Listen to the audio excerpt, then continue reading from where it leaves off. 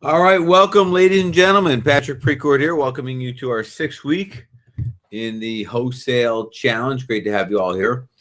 Hearing a lot of great success stories, a lot of great victories, but also a lot of great challenges, and it comes with the territory, right? Not everything works. Not everything works every time. It's kind of funny. I put out this post on Facebook yesterday or the day before. It's kind of simple. Let me just make sure my phone's off here. Hang on. I hate when it rings in the middle. Post said, some you win, some you lose, and sometimes you just get your ass kicked. And that's when it's time to grow. Right? That's how that happens. You know, the defeats that we go through, that's weird. The defeats that we experience, they're not failures. They're opportunities to expand. They're never a failure until you quit. Never a failure till you tap out of the big picture. You know? Don't mistake that with tapping out of the engagement that you're in, you know? Put context to that statement. Your ultimate goal is to be a successful entrepreneur. You choose to do it in real estate investment. You get halfway through a deal and the deal is just kicking your ass. You find that you're forcing it. And there's a big difference between force and power, right? Forcing is driving a square peg into a round hole. That requires force. Power is picking up a monstrous, ungodly sized rectangular peg, pushing it into a equal dimensioned and shaped opening. That's power, right? So you find yourself in the middle of a deal that you're just forcing your way through. It ain't going to happen no matter what. But you're sticking in it so that you're not a quitter. No, that's, you know what? There's objectives and greater intentions. And sometimes our objectives have got to change in motion.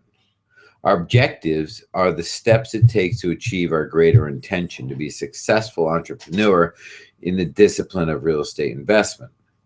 But the objectives that we set out along the way, call them goals, call them whatever you want, sometimes they don't work out. And yeah, there's a time where you got to just say, yeah, I concede. Humble yourself. Didn't work. Suck it up. Learn from it. You know, you look back on those. Instead of getting down on yourself or getting down on it, you go through a little process. What just happened? What worked? What didn't? What did I learn, and what am I going to change going forward? 5-step process debriefing every single time. What just happened? What worked? What didn't? What did I learn? And what am I going to change going forward? Cool?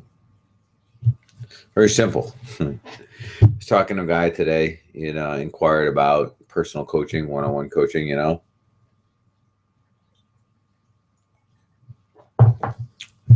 And so he's not an action taker. I'm like, all right, that's cool. He goes, and I'll be honest with you, and I'm really shortening the discussion. Because I'll be honest with you, my wife and I have been married 24 years, and we used to have these dreams, these big ambitions, things we wanted to do. Don't have them anymore. We're halfway through our lives. We're realizing that we ain't going to make those. And I'm like, let's go deeper with that. Mr. Vargas checked in. Good to see you, Rob. So I say, yeah, well, we're already halfway through our lives, and we're nowhere near them, and we're not making the money we need for them to happen. I'm all right, cool. Let's go deeper. You say you're not an action taker. What precedes actions are beliefs. Every action we take or don't take is filtered through a belief that we have, conscious or subconscious. That something, my friend, is stopping you from making the right decisions. You say you're not a action taker. Well, you're a decision maker, that's for sure, because you chose not to take an action. The filter is simple. The filter are our belief systems. You go, okay. So you don't need more education. You don't need more know-how or what to do. You need to be smarter. You got to change the decisions because, of course, every decision we make plays a role in our ultimate destiny. Every decision we make changes the trajectory that we're on in life, and that's unavoidable.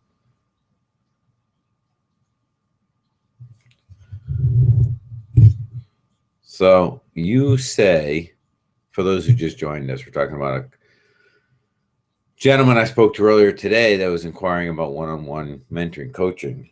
He told me he's not a decision, he's not an action taker, therefore he's gotten nowhere. You say you're not an action taker. I'm going to say that it's not that you're not an action taker, you just make shitty decisions. And if you want your results to change, you got to change your decisions. If you want your outcomes to change, you got to change your decisions. Okay, Pat, that sounds good. It all sounds fancy and all. But how do I do that? Well, you got to understand the conscious and subconscious filters that all our decisions are pushed through. That's your belief system. Your belief systems are a cauldron of our life experiences of our own, and also experiences of others that have influenced us and have given to us their beliefs that we've accepted or chosen to adopt.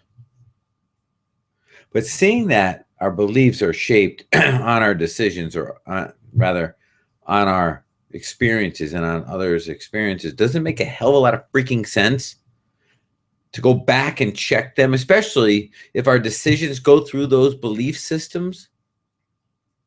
Are we still making decisions today based on beliefs that served us at 12 years old? Seriously? But don't serve us now?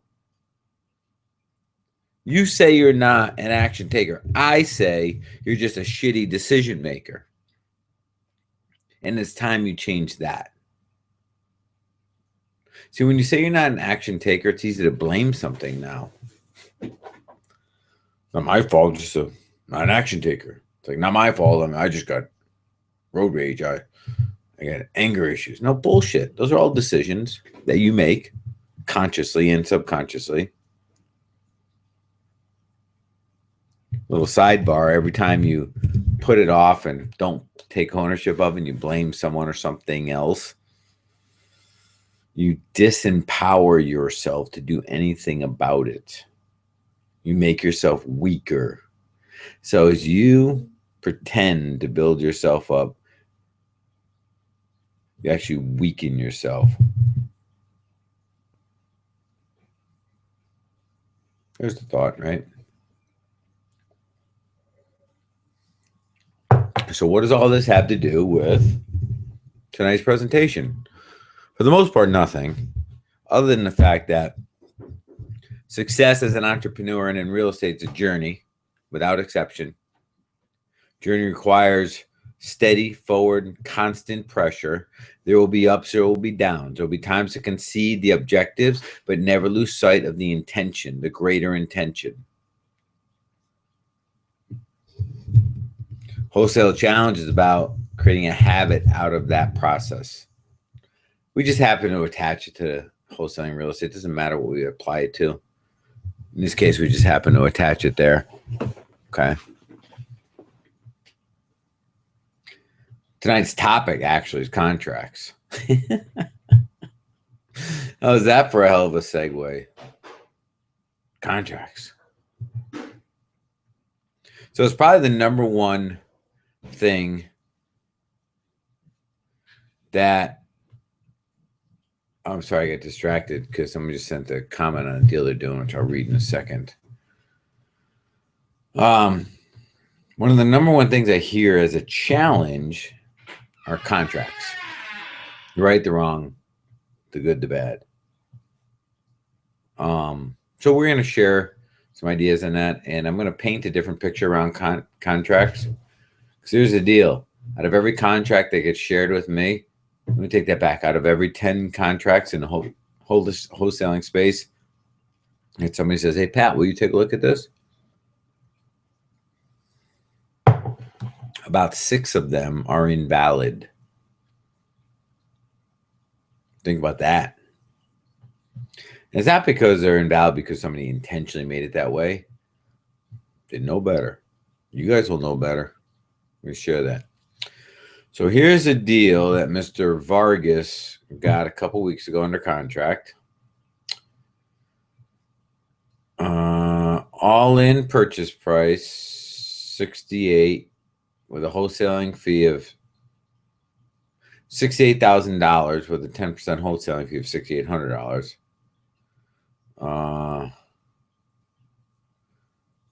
They're doing a joint venture. So in addition to the wholesale fee, because Rob's in Las Vegas, the joint venture partner who paid him a wholesale fees in California, Rob's going to help oversee the project. Give him an additional $5,000 and then profit split at 60-40. That, Mr. Vargas, sounds like to me that you end up in your pocket with $12,000 plus profit share. Wow. Well done. Good negotiation. That's a fat deal because you get 6% of profit after resale. Huh. All right. Cool. Didn't know that deal was that fat. Awesome, man. Well done. It's exciting. All right. Here we go. Contracts. I'm going to paint the context. What has to be in contracts. Okay. Context is like the outer shell. I'll show you what the context is. I suck at drawing. There we go.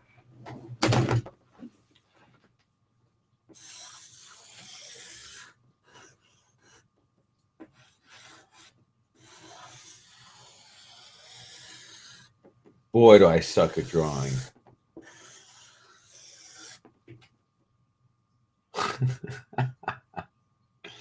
That's supposed to be a coffee mug.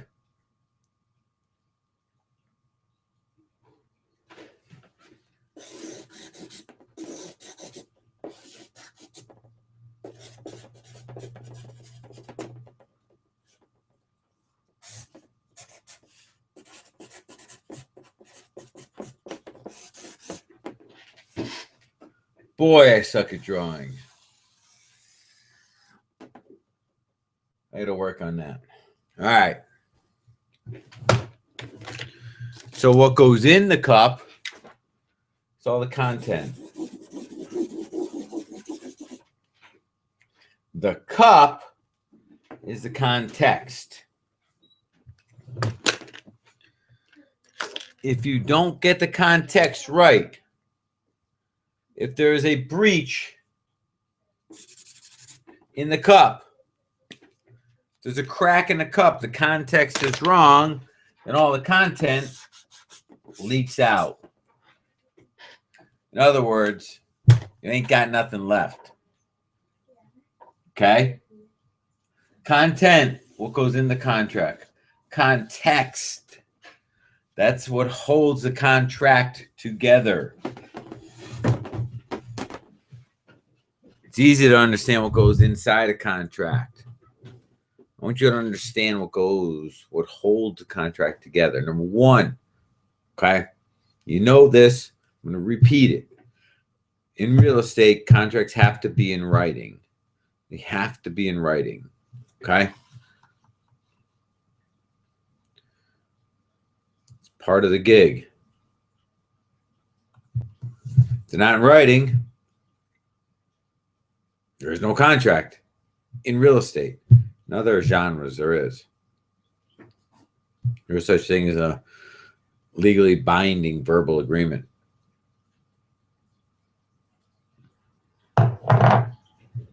Right? Number 2. Now we're going to get in a little deeper. Mr. Vargas, Team Vargas just responded, said, Pat, if we sell at the projected after repaired value, our total profit to Team Vargas is $35,825. Thanks for taking me out of my comfort zone. It's my job. It's what I do. Right? So number 2 is intent. What is your intention? Your content has to clearly state intention.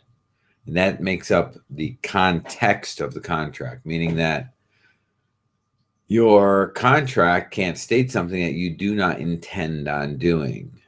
So you can put a lot of legal things in your content, but if your intention is something different, so if everything in blue there is still totally legal, but your intention is different than what's in blue, contract is invalid. It's invalid because you represented to do something else. You misled that you're going to do something else when your intention was not what the word said. 3rd is capacity. Your capacity, not legal capacity. Legal capacity is different. Legal capacity is do you have the legal right to execute this contract? Meaning, say you're the seller of the house and you're entering into an agreement to sell a house. Do you have the legal right to sell that house? To be the representative for selling that house? That's legal capacity. I'm talking about capacity to execute your intent.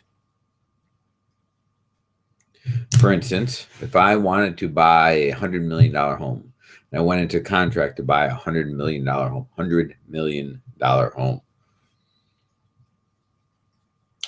my intention is to buy a $100 million home. My capacity, though, does not allow for my intention to be executed. That's what capacity is. Do you have the capacity to do what you intend on doing?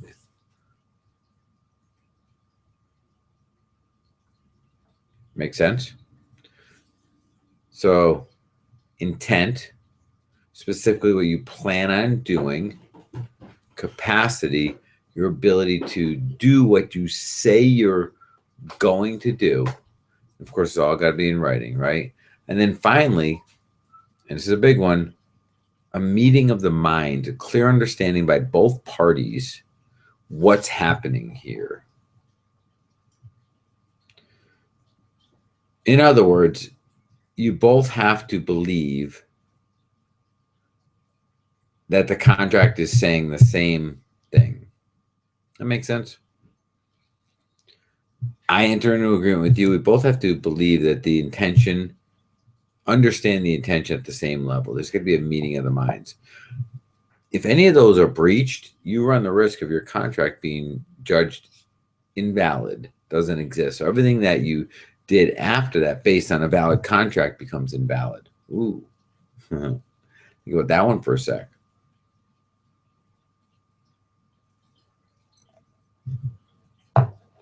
Right? So what now? So once we understand that, right? Let's understand just for a second, we're in the space of wholesaling. One of the challenges I've seen as of late is a misunderstanding between, keep looking over here because that's where my comment board is. I have this monitor here, that monitor over there. So if I look away, it's just because I'm looking at comments coming in.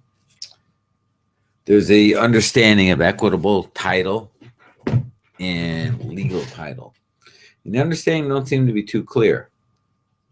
Because in wholesaling, we have a contract and we want to move the contract. We have equitable title. Equitable title, though, is not legal title. Equitable title, in short, is the right to obtain legal contract as described or pertained in your contract. It's the right to obtain legal ownership, legal title as outlined in your contract. That's what equitable title is. What do you own at that moment in time? Once you've executed a title, do you own real estate? No. Are you a principal to the real estate? No. You own a contract. That's it. Legal title is deeded ownership. Owner of record, public record, that is. Fee simple is the cleanest type of ownership. Only a legal owner can sell a property unless you're a licensed realtor in contract with the seller, representing the seller for a commission. Is that clear? Only the legal owner of the property can sell a piece of real estate, and they can do it because they own it. If you don't own it, you can't sell it. So I state this because in contracts, I probably should have put this in a context. If you put something in the contract that's illegal to execute, it can invalidate the entire contract. So if you put in a contract, a contract that you want to wholesale property, if you put in there that buyer retains the right to market, to show property at their discretion and to do inspections as needed. You put that in there. Seller agrees to it. Have you made clear your intentions? Absolutely. You're good there. Do you have the capacity to do that? Absolutely. You're good there too. Where you're not so good is the two of you have agreed to an act that goes in conflict to law, licensing law, acts that require a real estate license, and therefore your entire contract is null and void. I'm laughing because I see this stuff all the time. Could you put in the contract, and would I put in the contract? Buyer intends on either purchasing property or wholesaling property, selling contract for a profit. I'd put that in there. Both of them are legal activities, and it clearly states your intent, and I'd assume that you have the capacity to execute.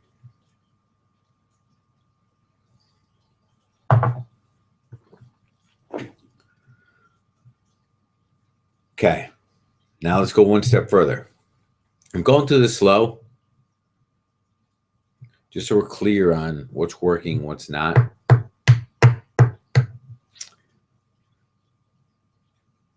A purchase and sale agreement has the intention to purchase the property.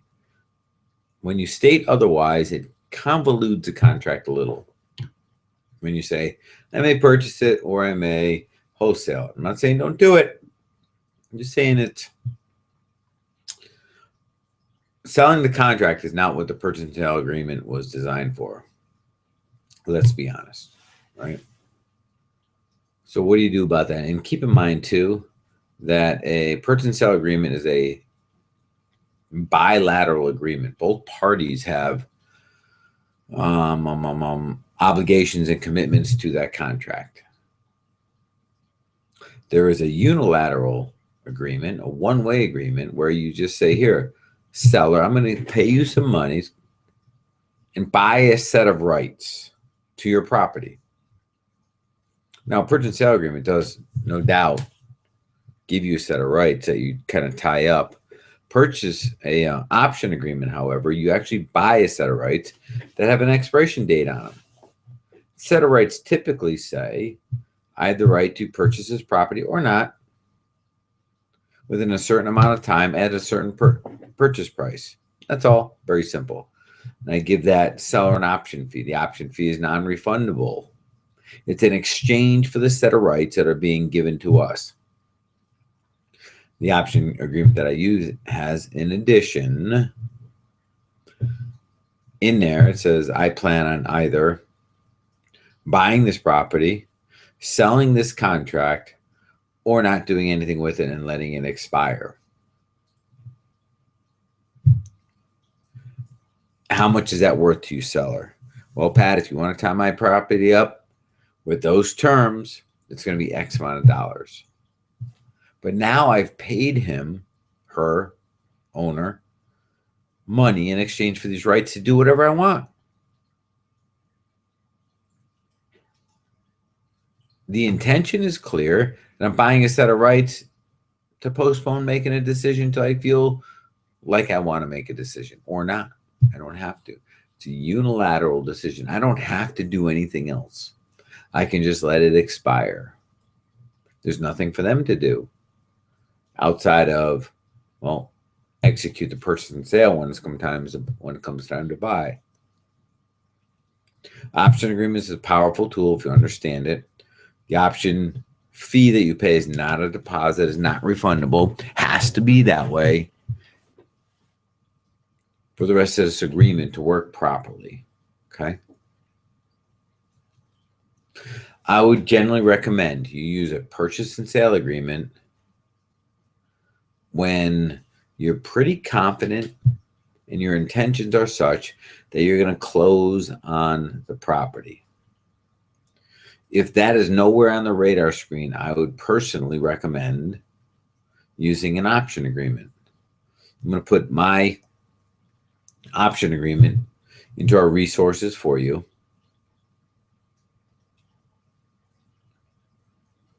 If you have a question like, hey, Pat, I'm asking questions for you right now. What if they object to it? What if they do?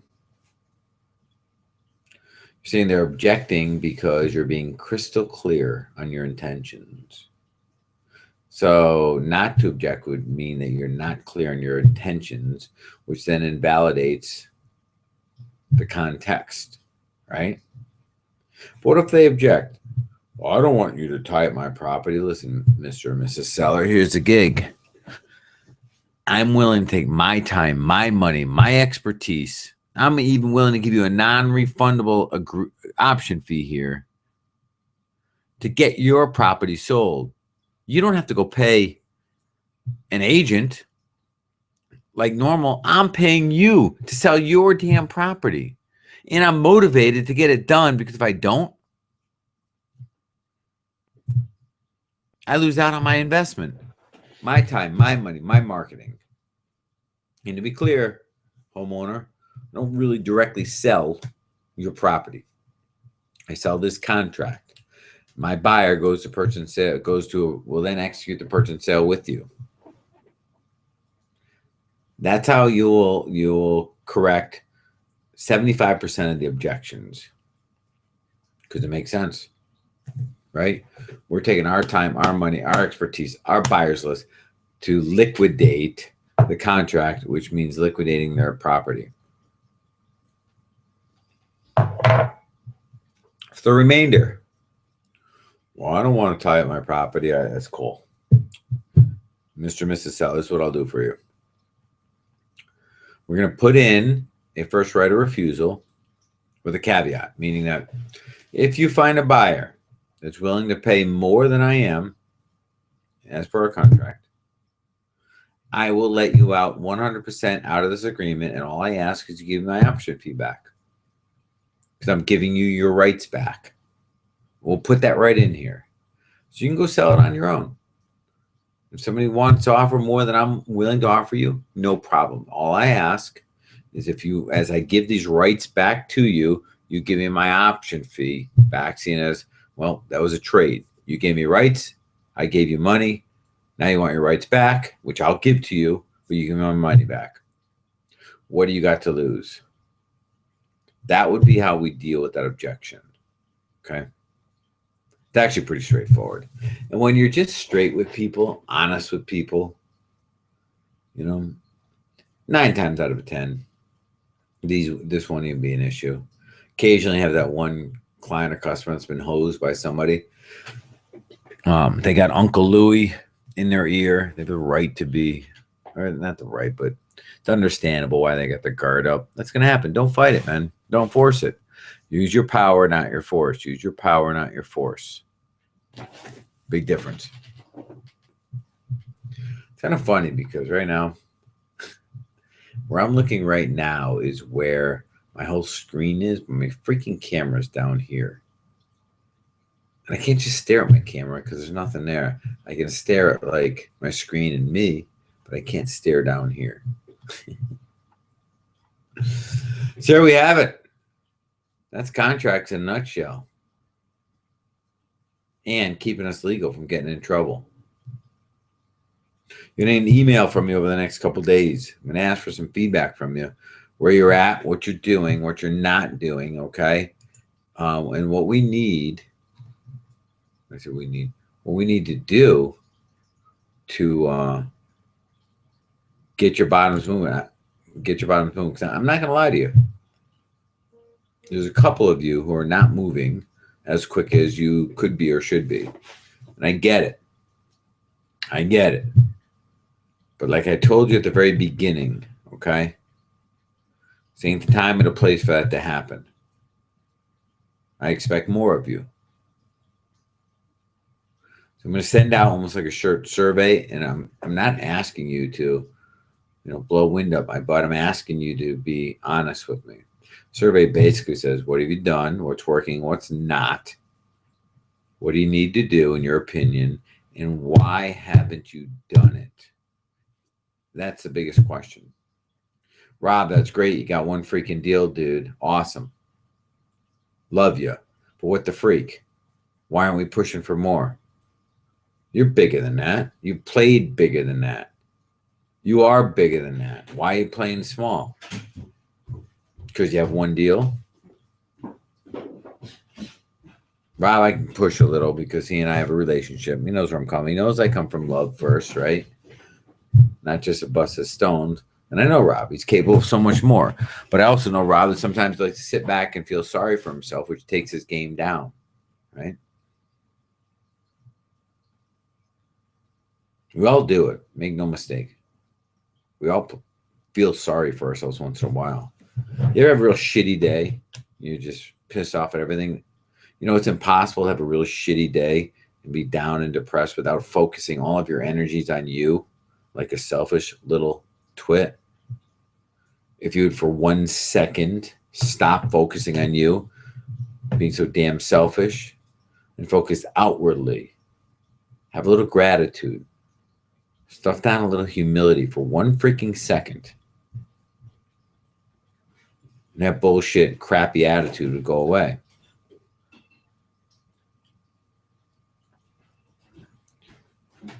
Let's be honest, just got to stop being so damn selfish sometimes. And I don't sit here sharing strong words with you from a preacher's pedestal. I got to direct these messages right back inside sometimes. Make no mistake. I'm just sharing with you what I know works. What's cool about this group is that you guys are freaking awesome. And your potential is through the roof. We just got to get you getting at it. All right. We're going to wrap it up on that note. If there's any questions, comments, needs, wants, objections. I'm okay with objections. Cool. Steve, I see you joined us a little late. We'll get this up as soon as possible for you, brother, for a rewatch. And yeah, Steve, you're getting a survey too, and I'm going to want to hear how you're doing, bro. All right, ladies and gentlemen, you're awesome. Appreciate it. See you back here live. Peace.